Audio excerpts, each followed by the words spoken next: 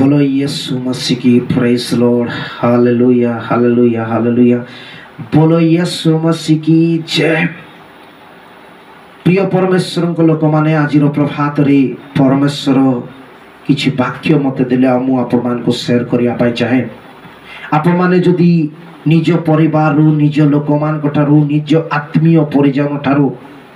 घृणार कारण होइछन्ति विघ्नर होइछन्ति होइछन्ति लोक माने आपन को अकारण रे ब्लेम करूछन्ति आपन को विरोध रे अनेक कथा आसी ए वाक्य जत्न सहित सुनंतु निश्चित भाव रे परमेश्वरकर पुत्र प्रभु यीशु ख्रीष्टଙ୍କ द्वारा आपन मान को आशीर्वाद आसीबो। आज दिन जगतर इतिहास रे प्रभु यीशु ख्रीष्टଙ୍କୁ विक्रय करिबा पाई तांकर निजर शिष्य गोटे षडयंत्र करूछन्ति। जदि लूक 22 अध्याय 1 ରୁ 6 पद को आपण माने पढ़िबे सेठारे जणे शिष्य यीशुଙ୍କ ठारू बाहरी जाय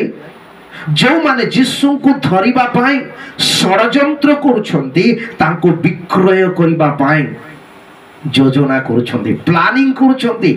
यीशुଙ୍କୁ केमिति धरि देबे से विषय से योजना करूछन्ति। जिखरिय भाववादी को पुस्तक लेखा गला 30टी मुद्रा रे ताको विक्रय करिवे आ सेई कथा सफल हेबा पाई निज लोक अंटी चुरी तंटी काटे निजर सहित रहु सहभागिता रे बडु बडु जहन 12 थिया अनुसार बहुमूल्य तैलर ओ अर्थर मूल्य को बुझिबा व्यक्ति वर्तमान यीशु को धरैबा पाई षडयंत्र करूछन्ति। यीशु को कि प्रकार भाव में धरैबे से विषय रे षडयंत्र चली किंतु धन्य से प्रभु यीशु आम पाए आम निमंते आम जगह रे से निज को से जगह करूछन्ति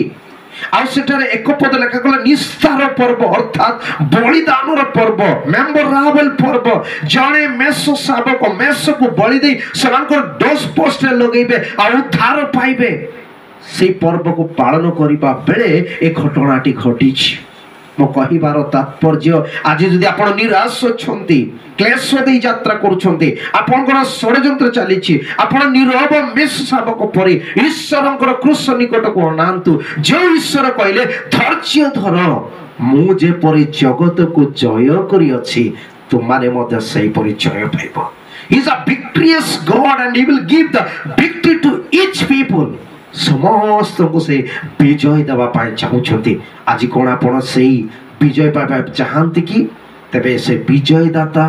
ईश्वर को ऊपर विश्वास करंतु से निश्चित विजय देबे।